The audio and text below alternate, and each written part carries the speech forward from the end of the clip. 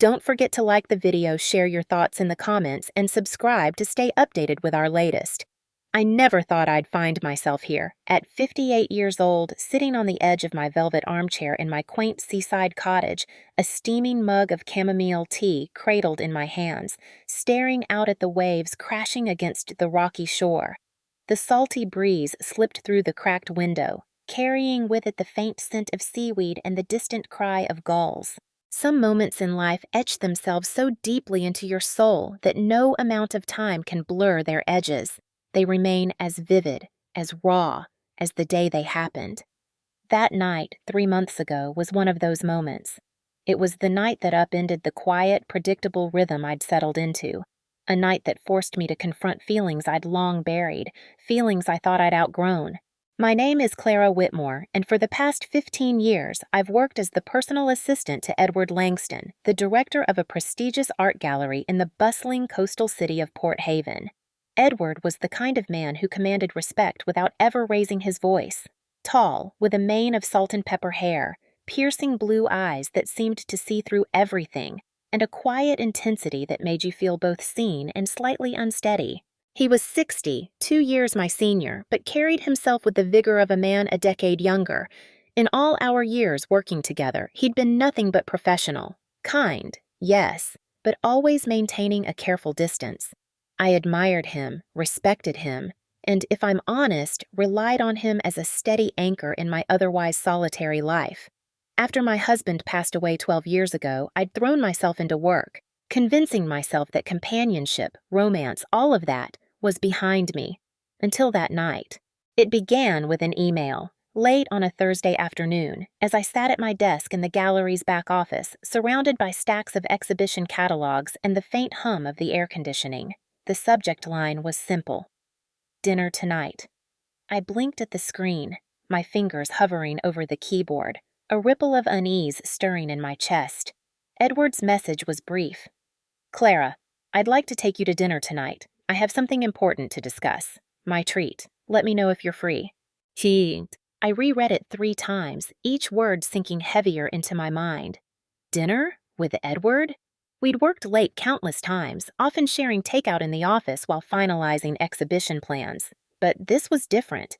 This was an invitation, a deliberate step outside our usual routine.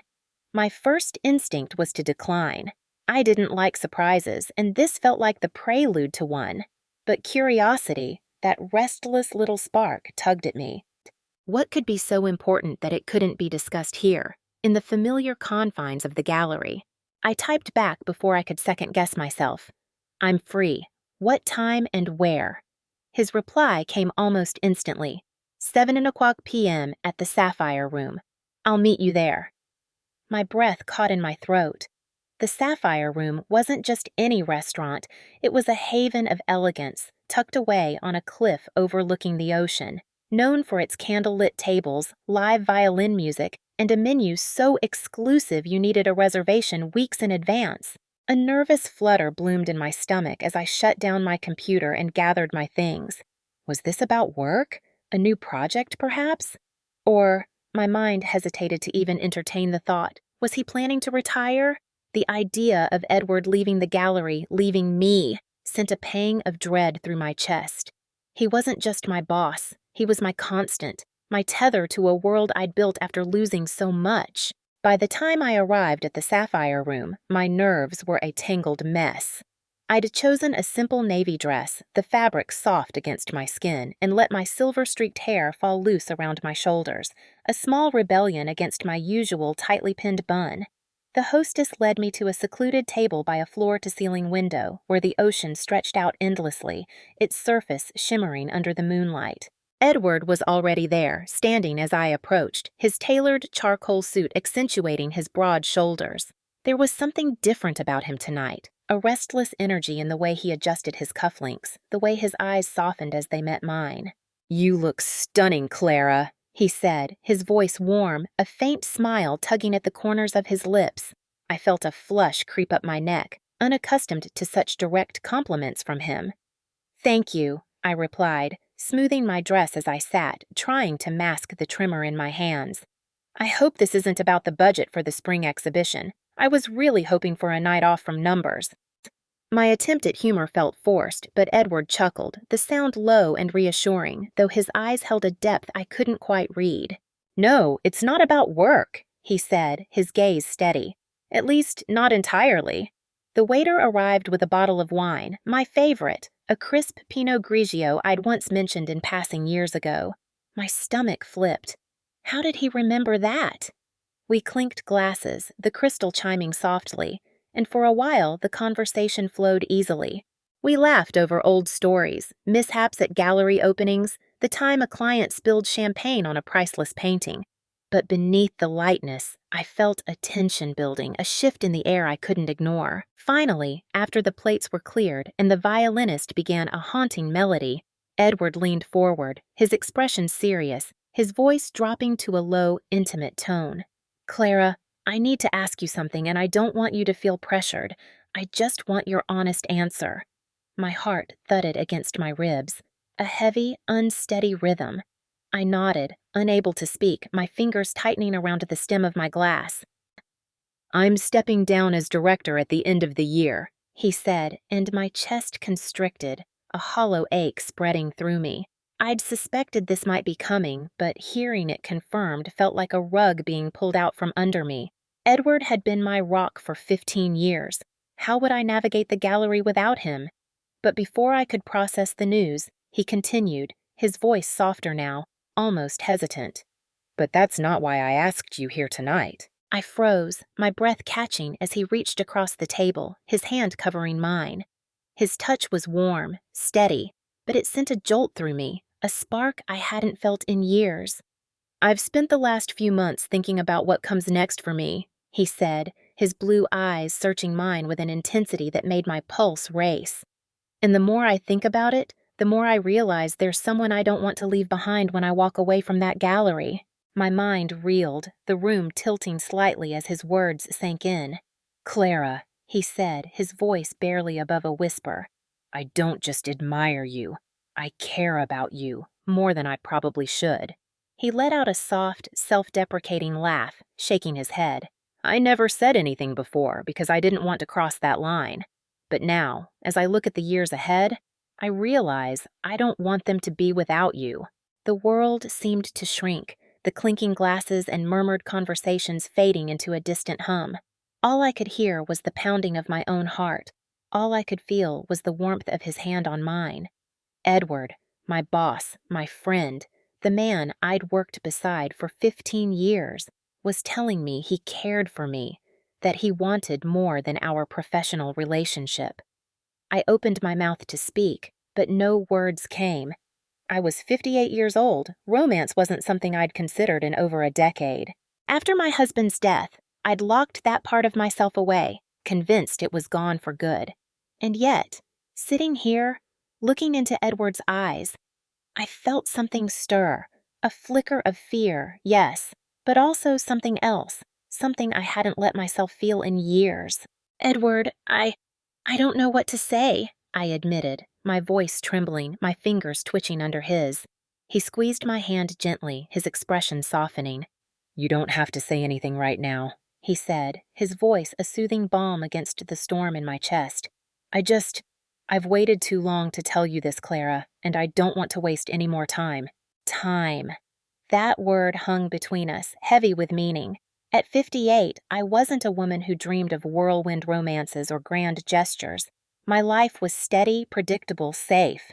And now, in the middle of an elegant restaurant, with the ocean glittering outside and a violin weeping in the background, the man I'd known as my boss was asking me to consider something that could change everything.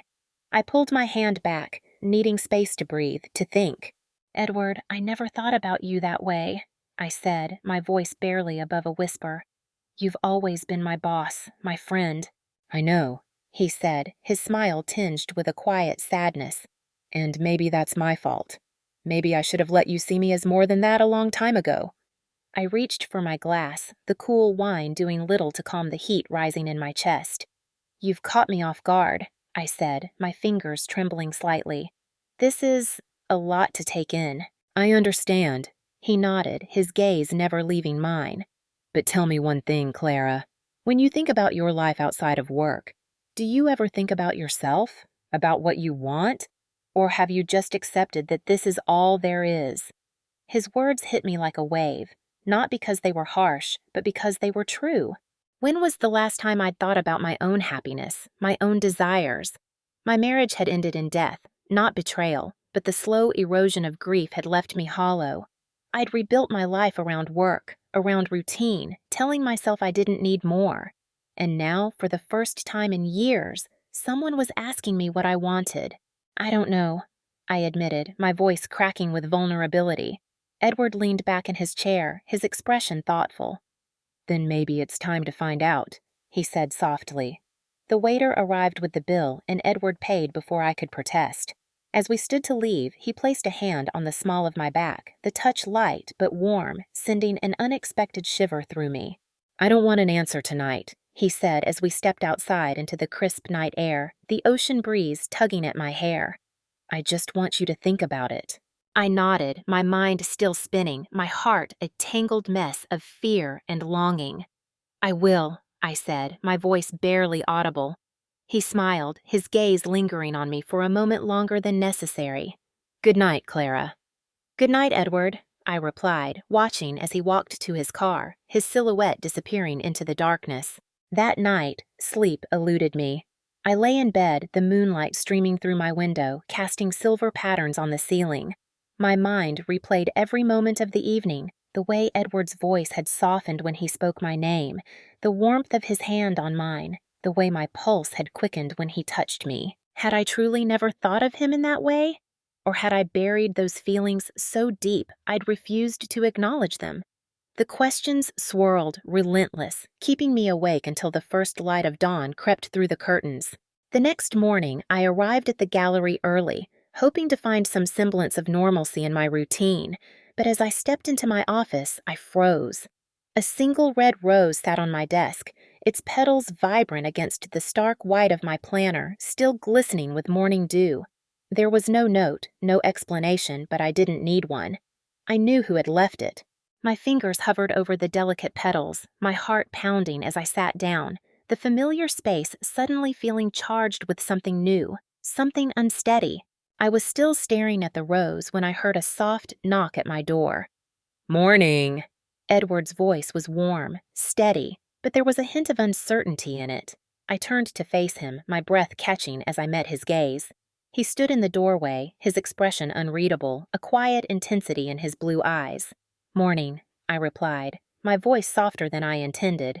He stepped inside, closing the door behind him with a gentle click. Did you get my gift? He asked, his eyes flickering to the rose. I nodded, my fingers twisting together in my lap. I did, I said, my voice trembling slightly. And I don't know what you expect me to say, Edward. He gave a small smile, moving to sit across from me, his presence filling the room. I don't expect anything, Clara, he said, his voice gentle. I just want to know what's going through your mind. I hesitated, the words catching in my throat. Honestly, I feel like my whole world shifted last night, I admitted, my voice raw with emotion. For 15 years, I've seen you as my boss, my friend, and now you're asking me to see you differently. He nodded, his gaze steady, unwavering. Is that such a bad thing? He asked, his voice soft but probing. I opened my mouth to answer, but nothing came out, because the truth was, I didn't know. Edward leaned forward, his elbows resting on his knees, his eyes searching mine. I don't want to make you uncomfortable, Clara, he said, his voice earnest. That's the last thing I'd ever want. But I can't pretend I don't feel this way, not anymore. I swallowed hard, my heart pounding as I looked away, staring out the window at the city below. The ocean stretched out in the distance, its surface glittering under the morning sun, a reminder of the vast possibilities I'd never let myself consider. What exactly are you asking me for, Edward? I asked, my voice barely above a whisper. His expression softened, a quiet vulnerability in his eyes. A chance, he said simply. A chance for you to see if maybe there's something here. If maybe, just maybe, you could feel the same way. I looked away, my fingers tightening in my lap, my mind a whirlwind of fear and longing. Could I really do this? Could I take the risk? I don't know, I admitted, my voice trembling with uncertainty. I don't know if I can just change how I see you, Edward. He didn't look disappointed. If anything, he looked patient, understanding. Then don't force it, he said softly. Let it happen naturally. I turned back to him, my breath catching at the sincerity in his eyes. And if it doesn't? I asked, my voice barely audible. He smiled, a real, genuine smile that made my chest ache. Then I'll still be here, no matter what, he said, his voice steady, unwavering. I exhaled, feeling some of the weight in my chest loosen, though the uncertainty still lingered. That's a dangerous promise, Edward, I said, a faint smile tugging at my lips. His eyes twinkled with a quiet mischief. I'm willing to take my chances, he replied, his voice warm with conviction. For the rest of the day, I couldn't shake our conversation from my mind. I'd expected things to be awkward, tense, but they weren't. Edward carried on as if nothing had changed. He didn't push, didn't hover. And yet I felt his presence more acutely than ever. Every time he passed by my office, every time our eyes met across the gallery floor, every time his voice softened when he said my name, I felt it, a quiet pull, a spark I couldn't ignore. By the time the day ended, I was exhausted, not from work, but from the storm of emotions swirling inside me. As I gathered my things to leave, my phone buzzed with a message. Dinner tonight? Just dinner, no pressure. What do you say? Edward's words stared back at me, simple but loaded with meaning. I hesitated, my thumb hovering over the screen. I could say no, keep things as they were, safe, predictable, or I could take a step into the unknown. My heart pounded as I typed my response. Yes, where and when. The restaurant was a quiet, dimly lit bistro a few blocks from the gallery, its warm glow a stark contrast to the chilly evening air. I sat at the table, my fingers wrapped around the stem of my wine glass, watching the candlelight flicker as Edward sat across from me, his gaze steady, his presence a quiet comfort. If he was nervous, he didn't show it, but I was. I'd spent the entire day trying to talk myself out of coming, and yet here I was, sitting across from the man who had been my boss for 15 years, now seeing him in a way I never had before. Thank you for saying yes, Edward said, his voice warm, a faint smile playing on his lips. I smiled faintly, my fingers tightening around my glass. I almost didn't, I admitted, my voice tinged with nerves. He chuckled, the sound low and reassuring. I figured, he said, his eyes twinkling with understanding. I let out a breath, shifting in my seat, my heart still racing. I don't know what to do with this, Edward, I said, my voice raw with honesty. I don't know how to suddenly start seeing you differently. He nodded, taking a sip of his drink, his gaze never leaving mine. I'm not asking you to, he said softly. I just wanted tonight to be easy, just two people having dinner. I studied him, his words making it sound so simple, but nothing about this felt simple to me. And yet, as the night went on, I found myself relaxing. We talked about the gallery, about old exhibitions, about silly moments that made me laugh, and it felt natural. At one point, Edward leaned back in his chair, watching me closely, a quiet intensity in his eyes. I've missed this, he said, his voice soft, almost wistful. I arched a brow, a faint smile tugging at my lips. Missed what? I asked, my curiosity piqued. Seeing you like this, he said, his gaze warm, unwavering.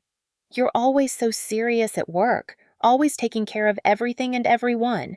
But here, right now, you're just you. I blinked, caught off guard by his words, a flutter stirring in my chest. I couldn't remember the last time someone had looked at me like that, really looked at me. The thought sent a warmth through me, unfamiliar and unexpected. After dinner, we stepped outside, the cool night air wrapping around us, the sound of the ocean a distant murmur. I was about to call a cab when Edward spoke, his voice soft but firm. Let me drive you home, he said, his eyes searching mine. I hesitated, the offer feeling like a line I shouldn't cross, but after a moment I nodded, my heart pounding in my chest. The drive was quiet, comfortable, the hum of the engine a soothing backdrop to my swirling thoughts. When we pulled up to my cottage, Edward put the car in park and turned to me, his expression unreadable. "Clara?" he said softly, reaching over to take my hand, his touch warm, steady. "You don't have to say anything." I swallowed, my throat tight with emotion, my heart racing as I met his gaze. "But I do," I said, my voice trembling. "I don't know where this goes, Edward. I don't know if I can give you what you're looking for." His thumb brushed lightly over my fingers, a gentle, reassuring gesture. "Then let's not rush," he said, his voice a quiet promise. "Let's just take it one step at a time." I let out a shaky breath, my heart pounding as I looked at him, really looked at him. For the first time, I let myself wonder, what if? Maybe this wasn't the end of something. Maybe, just maybe, it was the beginning. I squeezed his hand lightly before pulling away, reaching for the door handle. "Good night, Edward," I said, my voice soft but steady. He watched me, his gaze warm, patient. "Good night, Clara," he replied, his voice a quiet anchor in the storm of my emotions. As I stepped out and walked toward my front door, the warmth of his touch lingered on my skin, and for the first time in a long time, I felt something new, hope.